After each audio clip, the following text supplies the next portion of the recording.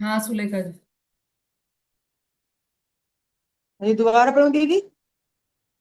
पर्याय में जीव पुद्गल के परस्पर के निमित्त से अनेक क्रियाएं होती हैं। उन सबको दो द्रव्यों के मिलाप से बनी हुई मानता है, किंतु उसके ऐसा भिन्न भिन्न भाव नहीं भासता। ये जीव की क्रिया है और ये पुद्गल की क्रिया है। ऐसा भिन्न भाव भासे बिना उसको जीव अजीव का यथार्थ श्रद्धानी नहीं कहा जा सकता, क्योंकि जीव अजीव के जानने का प्रयोजन तो यही था जो कि इसे हुआ ही नहीं। वर्तमान में मतलब वर्तमान दशा में पर्याय में क्या चल रहा है अभी। जीव पुद्गल के परस्पर के निमित्त से अनेक क्रियाएं होती है। एक दूसरे के निमित्त से परस्परोग्रहो जीवा नाम देखा था ना हमने। उसमें पुद्गल द्रव्य का क्या था, सुख दुख जीवित मरणोपग्रहाश्च, है ना। तो सुख दुख जीवन मरण, ये सब पुद्गल के उपकार है ना। जीवन हुआ, जैसे जीवन मिला, तो हमें क्या लगता है कि ये जीवन में जीवन मिला है तो इसमें जीव और पुद्गल दोनों के कारण हुआ है। एक भी क्रिया भी करी ना, हाथ भी हिलाया या चलकर कहीं गया, तो ऐसा लगता है कि देखो चल के तो जाना था, तो पर जीव और अजीव दो मिलके ही चलने की क्रिया कर रहे हैं। केवल जीव होता तो वो नहीं चलता, केवल अजीव होता तो केवल शरीर ही शरीर होता तो वो चलता नहीं, ऐसा लगता है। उसमें तर्क लगाते हैं। पर वास्तव में क्या है कि उस एक क्रिया में जीव को अलग छांटना और पुद्गल की क्रिया को अलग छांटना, ऐसा काम नहीं करता। कौन नहीं करता? जिसको श्रद्धा नहीं हुआ है। उन सबको दो द्रव्यों के मिलाप से बनी हुई मानता है कि दो द्रव्य मिलके बना है ये। मतलब ऐसी जो क्रिया हुई है, जीव और पुद्गल मिलकर करते, किंतु उसके ऐसा भिन्न भिन्न भाव नहीं भासता कि यह जीव की क्रिया है और यह पुद्गल की क्रिया है। एक हाथ भी हिलाया तो उसमें क्या हुआ, हाथ हिला ऐसे, तो इसमें जो जीव है, जीव का असंख्यात प्रदेश है ना, जीव जीव के, तो यहां पर है कि नहीं प्रदेश जीव के, है ना यहाँ पर। तो जब ये हाथ हिला तो इसमें जीव का भी हिलना हुआ और पुद्गल का भी हिलना हुआ। तो इसको क्या लगता है, जीव और पुद्गल मिलके ये क्रिया कर रहे हैं। जबकि ऐसा नहीं है, जीव अपने कारण से अपनी क्रियावती से चला है इधर, और पुद्गल अपनी क्रियावती शक्ति से चला है। दोनों एक दूसरे के कारण नहीं है, निमित्त तो है पर कर्ता नहीं है, क्रिया के कर्ता नहीं है। दोनों अपने अपनी अपने कर्ता हैं, लेकिन एक दूसरे के कर्ता नहीं है, निमित्त रूप में है। तो इसको लगता है कि दोनों मिलकर एक क्रिया करते हैं, पर वहां छाटता नहीं है कि इसमें जो जीव है वह अपनी क्रिया कर रहा है और पुद्गल वह अपनी क्रिया कर रहा है। ऐसा भिन्न भाव भासे बिना उसको जीव अजीव का यथार्थ श्रद्धानी नहीं कहा जा सकता, क्योंकि जीव अजीव के जानने का प्रयोजन तो यही था जो कि इसे हुआ नहीं। क्या प्रयोजन था जीव अजीव को जानने का? कि वह अलग अलग जाने। जीव तत्व को हमने जान लिया और अजीव तत्व को, पुद्गल तत्व को भी जान लिया, अजीव तत्व को भी जान लिया। तो इन इन तत्वों को जाना, तो इसका क्यों जाना गया ये? इन तत्वों को ये जानने के लिए कि जीव अलग है और पुद्गल अलग है, यह जानने के लिए हमने इसको जाना था जीव तत्व को। अब यही उसमें भी मिलाप कर रहे हैं, इसका मतलब न तो जीव को जाना है और न अजीव को जाना है। छठा पॉइंट।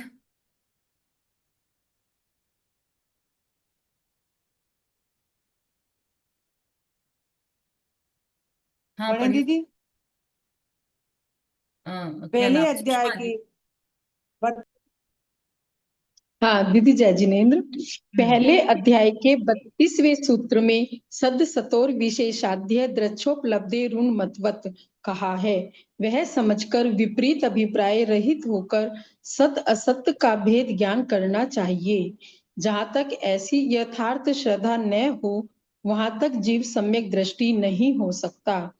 उसमें सत्य शब्द से यह समझने के लिए कहा है कि जीव स्वयं त्रिकाली शुद्ध चैतन्य स्वरूप क्यों है, और असत्य शब्द से यह बताया है कि जीव में होने वाला विकार जीव में से दूर किया जा सकता है, इसलिए वह पर है। पर पदार्थ और आत्मा भिन्न होने से कोई पर का कुछ कर नहीं सकता। आत्मा की अपेक्षा से पर पदार्थ असत है, नास्ति रूप है। जब ऐसा यथार्थ समझे, तभी जीव के सत असत के विशेष का यथार्थ ज्ञान होता है। जीव के जहां तक ऐसा ज्ञान न हो, वहां तक आश्रव दूर नहीं होते। जहां तक जीव अपना और आश्रव का भेद नहीं जानता, वहां तक उसके विकार दूर नहीं होते। इसीलिए यह भेद समझाने के लिए छठे और सातवें अध्याय में आश्रव का स्वरूप कहा है। 32वां सूत्र पढ़ा था हमने पहले अध्याय में, सत सत सतोर विशेषाद्य द्रक्षोपलब्धि उन्मत्तवत, है ना, उसमें यही कहा है। उन्मत्तवत मतलब पागल की तरह, है ना, देखना है उसको। चलो निकालो 32वां सूत्र।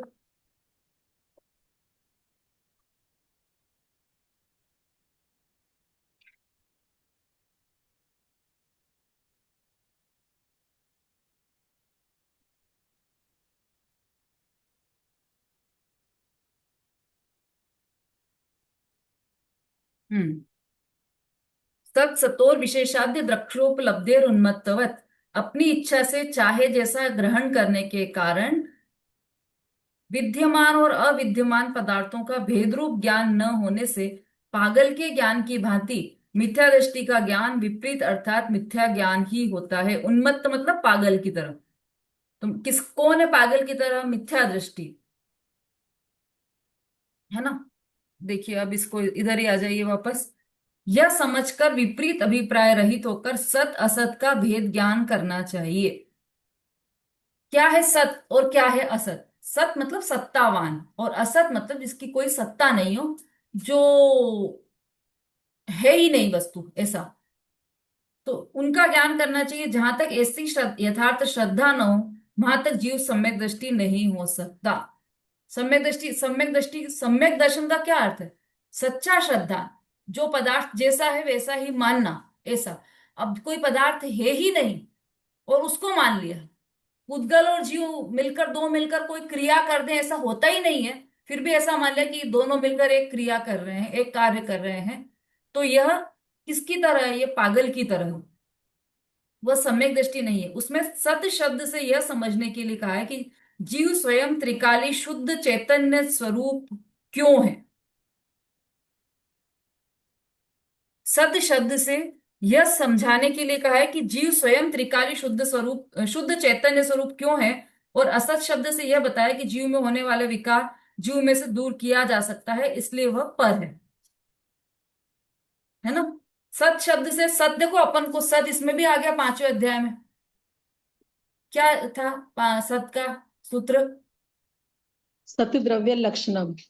सद्रव्य लक्षणम, द्रव्य का लक्षण ही सत है। और सत का शाब्दिक अर्थ देखें तो सत्ता, सत्तावान। सत्य। सभी द्रव्य सत्तावान रहते हैं ना। तो अब यहाँ पर ये बताया कि जीव स्वयं त्रिकाली शुद्ध चैतन्य स्वरूप क्यों है। ये सत के कारण है। जीव सत्तावान है, इसलिए वह स्वयं त्रिकाली है। त्रिकाली मतलब हमेशा रहने वाला, सत्ता है ना, तो हमेशा रहेगी। ऐसा नहीं होगा कि कल तो थी आज नहीं है। त्रिकाली है, शुद्ध है और चैतन्य स्वरूप है। और असत से क्या समझ में आया? कि जीव में होने वाला विकार जीव में से दूर किया जा सकता है, इसलिए वह पर है। तो सतरूप भी है और असत रूप भी है जीव, है ना। कल अपन ने हम्म देखो उसमें जैन सिद्धांत प्रवेशिका की कक्षा में जो भी आप लोगों में से आए थे, उसमें हमने देखा था कि वस्तु अनेकांतात्मक स्वरूप, वस्तु में सत भी है और असत भी। तो सत कैसा है? कि वह त्रिकाली है, शुद्ध है, चैतन्य रूप है। और असत कैसे है? कि उसकी जो पर्याय है, जो अवस्था है, जो दशा है, वह असत रूप से है। वह क्षणिक है ना। और जीव, इससे हमको समझ में आता है कि विकार जो हो रहा है जीव में, वह दूर किया जा सकता है, इसलिए वह पर है। समझ में आ रहा है शोभा जी? हम्म। क्या बात चल रही है यहाँ पर? दीदी, सत और असत की बात चल रही है कि जो जीव है सत है, और जो पर्याय है वो नष्ट होती रहती, उत्पन्न होती, मतलब हाँ, उत्पन्न होती रहती, तो वो असत है। बढ़िया। आप सफर में दिखाई दे रहे हैं? जी हाँ, गाड़ी में। हम्म कहीं जा रहे हैं तो देखो, सफर में से भी क्लास के टाइम पे बराबर क्लास खोल ली उन्होंने।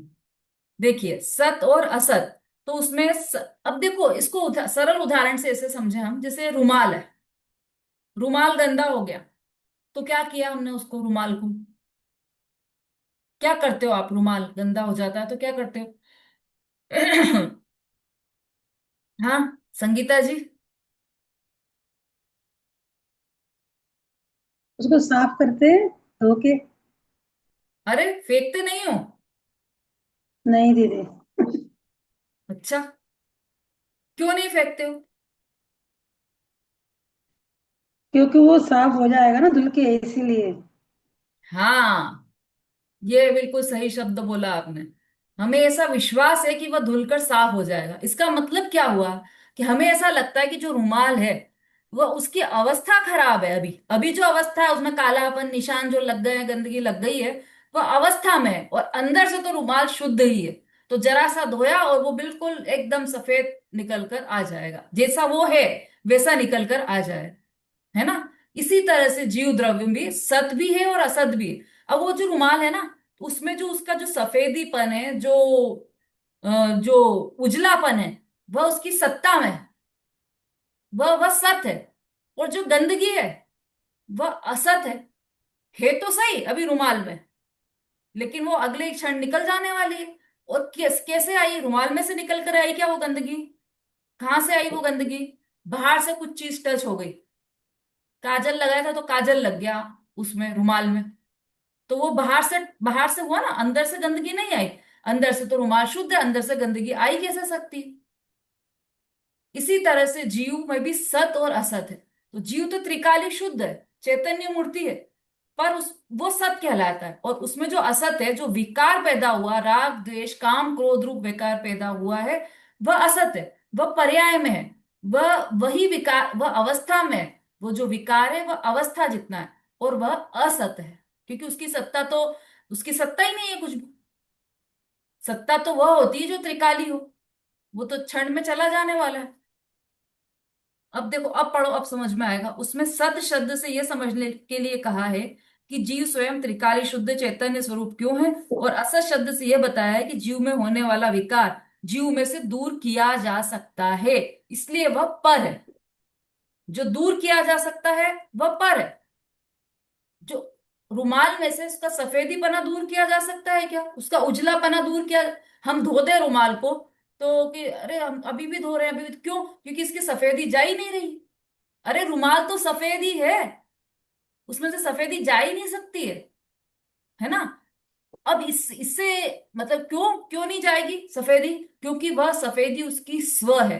तो फिर वो कालापन क्यों जा रहा है? क्योंकि कालापन पर है, वो चला जाता है, इसीलिए समझ में आया कि वह पर है। पर पदार्थ और आत्मा भिन्न होने से कोई पर का कुछ नहीं कर सकता। आत्मा की अपेक्षा से पर पदार्थ असत है, नास्ति रूप है। आत्मा की अपेक्षा से पर पदार्थ असत रूप है। मतलब आत्मा के लिए उसका पर का कोई अस्तित्व नहीं है। आत्मा में पर का कोई अस्तित्व नहीं है, नास्ति है। स्व में पर की नास्ति है। कल भी चली थी ये बात जैन सिद्धांत प्रवेशिका में। जब ऐसा यथार्थ समझें तभी जीव के सत असत के विशेष का यथार्थ ज्ञान होता है। जब समझ में आ जाएगा कि जीव स्व से सत्य है और पर से असत है, तो जीव और अजीव का सच्चा ज्ञान हो जाएगा। जीव के जहां तक ऐसा ज्ञान न हो वहां तक आश्रव दूर नहीं होते। जहां तक जीव अपना और आश्रव का भेद नहीं जानता, वहां तक उसके विकार दूर नहीं होते। अब ये इतनी सब रामायण क्यों कर रहे हैं? रुमाल का उदाहरण क्यों दिया? रुमाल में जो कालापन लगा था वह आश्रव है। आश्रव मतलब राग द्वेष आदि, क्रोध मान माया लोभ आदि विकारी भाव, वह आश्रव है। और वह बिल्कुल काजल की तरह है, जो लग गए हैं पर के निमित्त से और हट जाएंगे। जीव का स्वरूप नहीं है वो आश्रव। आश्रव तो विकारी भाव है, गंदगी है। तो अब वो अपने आप को ही कि मैं तो बहुत रागी हूं, मुझे तो बहुत क्रोध आता है, मैं तो क्रोध वाला हूं, अरे मुझे तो है ना पता नहीं क्या है, इतना ईगो है, मेरे में तो बहुत मान है। ऐसा तो स्वयं को, पूरी वस्तु को ही उसने मान ही मान लिया। जबकि यह जो ईगो है या मान है या क्रोध है, वह तो पर्याय में है, अवस्था में है। और वह पर के निमित्त से है, जीव का मेरा स्वरूप नहीं है। तो इस यदि वो मेरा स्वरूप नहीं है तो वह हट जाएगा। निकल सकता है ना, कि नहीं निकल सकता? जैसे ज्ञान है, तो ज्ञान मेरा स्वरूप है, वह कभी भी जीव से अलग नहीं हो सकता। लेकिन राग जीव का स्वरूप नहीं है, क्योंकि वह पर के निमित्त से है और तात्कालिक है, क्षणिक है, अवस्था में है। इसलिए वह स्व नहीं है, पर है। तो आश्रव विकारी भाव है, और आत्मा स्वद्रव्य है, और आश्रव पर द्रव्य है। ऐसा ज्ञान होना चाहिए। जीव अपना और आश्रव का भेद नहीं जानता है, वहां तक उसके विकार दूर नहीं होते। जैसे ही भेद जान लिया तो वह उसका विकार भी खत्म हो जाता है। इसलिए ये भेद समझाने के लिए छठे और सातवें अध्याय में आश्रव का स्वरूप कहा है। अब यहाँ पर बताएंगे कि जीव और आश्रव अलग अलग कैसे है। ये अब इस छठवें अध्याय में और सातवें अध्याय में दोनों में आश्रव तत्व का ही निरूपण है। केवल 27 सूत्र है इस छठे अध्याय में। 27 सूत्रों में आश्रव तत्व का वर्णन है। और इसमें सबसे पहले तो आश्रव तत्व का सामान्य स्वरूप बताएंगे। क्या होता है आश्रव?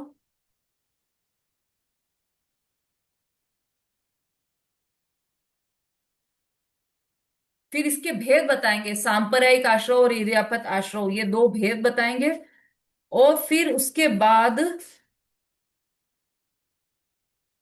इसमें ये जो 8 कर्म है, ज्ञानावरणाधिक 8 कर्म है, तो इन कर्मों के आश्रव का कारण क्या है? ज्ञानावरणाधिक कर्म क्यों बंध रहा? दर्शनावरण कर्म किससे बनता है? मोहनी कर्म किससे बनता है? ये सबके कारण, इन सभी के आश्रव के कारण इसमें बहुत डिटेल में, बहुत ही इंटरेस्टिंग तरीके से बताएं। हम दिन में सो जाते हैं, तो दिन में सो रहे हैं तो कौन सा कर्म बंध रहा है, ये भी इसमें बताएंगे, है ना। बड़े लोग मना करते हैं ना कि दिन में नहीं सोना चाहिए, उसका क्या कारण है? उससे कोई एक कर्म विशेष रूप से आश्रय होता है कर्म का। तो कौन सा कर्म है वो हम इसमें देखेंगे। हम कौन सा कार्य करते हैं उससे कौन सा कर्म बंधता है, कौन सा कर्म सबसे ज्यादा खतरनाक है, कौन सा कर्म सबसे ज्यादा जिसका आश्रय लंबे समय तक रहता है, वो कौन सा कर्म है। अब ये जो 8 कर्म हैं, उनमें से 7 कर्म तो निरंतर बंध रहे हैं, प्रति समय। एक समय भी ऐसा नहीं है जिसमें ये 7 कर्म नहीं बंध रहे हो। एकमात्र आयु कर्म ऐसा है जो कभी बनता है, मतलब पूरे जीवन काल में एक बार बनता है आयु कर्म, जो हमेशा नहीं बनता। बाकी के 7 कर्म तो पूरे सदैव ही प्रति समय ही बनते रहते हैं, है ना। तो इस तरह से बहुत ही सुंदर चर्चा इस आश्रय अधिकार में आने वाली है। केवल 27 सूत्र हैं, और उस वो भी बहुत इंटरेस्टिंग है सूत्र। हाँ जी, मनी जी बोलिए। जय जिनेन्द्र, मैंने तो उसके लिए एड्रेस किया था कि वो दिन में सोने से दर्शनावणी कर्म बनता है। हाँ हाँ, अभी तो आचार्य बताने वाले हैं सब, किस कार्य से कौन सा कर्म बंधता है। हाँ बोलिए रेणु जी। दीदी आपने ये कहा कि 7 कर्म निरंतर बनते रहते हैं, आयु कर्म जीवन में सिर्फ एक ही बार बनता है, लेकिन 4 घातीय कर्मों का तो समझ में आता है कि वो निरंतर बन रहे हैं, लेकिन जो अघातीय कर्म है, जैसे नाम कर्म है, गोत्र कर्म है, वेदनीय कर्म है, ये कैसे बंधेंगे निरंतर? हाँ, ये सब इसमें आने वाला है। आप अपनी जिज्ञासा बनाकर रखिए कि किस तरह से ठीक है। इनका होता है, किस तरह से इनका आश्रय होता है। ये सब पूरी बात हाँ अध्याय में आने वाली। ठीक है दीदी। अगले मंडे से हम ये चर्चा करेंगे। निशा जी। जय जय दीदी। हम्म। तो आप अभी बोल रहे थे जैसे रूमाल पे जो गंदगी लगी वो साफ हो जाएगी धुलने से। हम्म। रूमाल की गंदगी धुलने से साफ हो, हमारे आत्मा में जो कर्म का आश्रव हो रहा है ना वो कैसे साफ होंगे? कर्मों का जो आश्रव रहता है निरंतर वो कैसे साफ वो होंगे? बता चुका है, अभी उनका अभी कैसे? बताया। देखो आप इसमें लाइन देखो, पूरी स्पष्ट लिखी हुई है लाइन। ध्यान में क्या होंगे? अच्छा।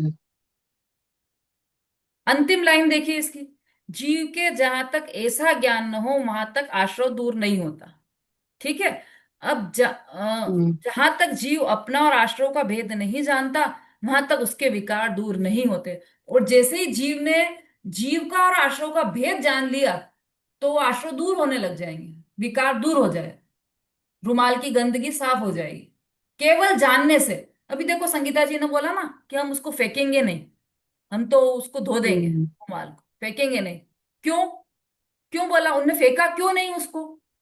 इसलिए नहीं फेंका कि उनको दृढ़ विश्वास था कि मैं इसको साफ करूंगी तो ये गंदगी निकल जाएगी और रुमाल साफ निकल के आ जाएगा।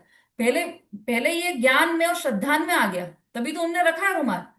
करके करेंगे, धोएंगे तब वो बात की बात है। उनने रुमाल रख दिया उसमें, जो लॉन्ड्री वाला बैग है उसमें डाल दिया रुमाल, अभी धोया नहीं उसको। क्यों रख दिया उसमें, फेंका क्यों, डस्टबिन में क्यों नहीं डाला? क्योंकि उनको श्रद्धान में है ये बात कि उस रुमाल की गंदगी अलग है और रुमाल अलग है। अब जब श्रद्धा में जैसे ये बात आ जाएगी तो धीरे धीरे क्रिया में भी आ जाएगी। श्रद्धान में थी इसलिए तो रख दी उन्होंने, फेंकी नहीं। श्रद्धान में थी इसीलिए तो वो धोने गए। श्रद्धान में था इसलिए तो उन्होंने साबुन लगाया। श्रद्धान में था इसलिए तो उन्होंने ब्रश लगाया। यदि श्रद्धा में ही ऐसा हो जाता कि नहीं रुमाल गंदा हो गया तो उसको उठाकर फेंक दो। जैसे मेरा बेटा छोटा था तो वो जॉब के लिए पुणे गया, तो वहां पर उसने क्या किया कि इतना भी छोटा नहीं था लेकिन नॉलेज नहीं था कि कपड़े कैसे धुलते हैं, पहली बार गया था। उसने क्या किया कि सारे सॉक्स इकट्ठे कर लिए अपने, और हम लेने पहुंचे तो बोले इसको डस्टबिन में डालना है नीचे। क्यों डालना है? क्योंकि ये गंदे हो गए। अरे भैया इतने महंगे महंगे सॉक्स हैं, ये धुल जाएंगे, है सही ना? है। तो वो श्रद्धा की गलती है। श्रद्धा में यदि ऐसा हो जाएगा कि जो गंदगी है वह निकल नहीं पाएगी, वो तो परमानेंट हो गई है, तो फिर गंदगी निकलेगी भी नहीं, फिर तो उसको उठाकर फेंक दोगे, आप निकालने का प्रयास भी नहीं करोगे। जैसे ही श्रद्धा में ऐसा आया कि गंदगी अलग है और रुमाल अलग है, तो वो वहां से कार्य प्रारंभ हो गया। किसका कार्य प्रारंभ हो गया? श्रद्धा में आते से ही वो क्रिया की तरफ जाने का काम चालू हो गया। उसी समय से, उसी समय से, जिस समय श्रद्धा में आया कि रुमाल अलग है और गंदगी अलग है, उस समय से ही वो उसका ध्यान इधर है कि मुझे धोना है, ये क्लीन करना है, और वो धो देगा। 2 दिन बाद धोएगा लेकिन धो देगा, और गंदगी अलग कर देगा और रुमाल अलग कर देगा। इसी तरह से आश्रव, तो आश्रव पहले श्रद्धा में हमें बैठना चाहिए कि आश्रव अलग है और जीव अलग है, राग अलग है और जीव अलग है। ये श्रद्धा में बैठ जाएगा तो फिर धीरे धीरे पूरी गंदगी हट जाएगी। जो आपका प्रश्न है ना कि आश्रव दूर कैसे होगा, इसी विधि से दूर होगा। बहुत अच्छा प्रश्न किया है आपने। ये प्रश्न कुंदकुंदाचार्य ने स्वयं ने समय सार ग्रंथ में उठाया है और उसका वहां पर बहुत ही सुंदर उत्तर दिया है। ज्ञान मात्र से बंध का निरोध, अगर आपने कभी किसी ने सुना हो तो वो है, केवल ज्ञान हो गया हमें कि ये अलग है और ये अलग है, वहां से ही बंध का निरोध चालू हो जाता है। निरोध मतलब बंध का रुकना, मतलब संवर जब होना। आगे वो चलेगा ना, हाँ हाँ, गलत हो रहा है। अच्छा प्रश्न था आपका, ठीक और सबको है। आपके कारण सबको क्लियर भी हो गया। चलिए आगे की चर्चा हम मंडे से करेंगे, अभी यही विराम लेते हैं। जावाणी के ज्ञान से सूझे लोकालोक, सो वाणी मस्तक नमु सदा देत हूँ ढोक। बोलिए जिनवाणी माता की जय, महान जैन धर्म की जय हो, आचार्य उमा स्वामी की जय। जय जय जिनेन्द्र जिनेन्द्र सभी जी, को, जय जय जिनेन्द्र। जिनेन्द्र दीदी, जय जिनेन्द्र सभी को। आज गुरु पूर्णिमा है। गुरु पूर्णिमा। आज दीदी गुरु दीदी गुरु पूर्णिमा है। पूर्णिमा। सबको अनंत शुभकामनाएं।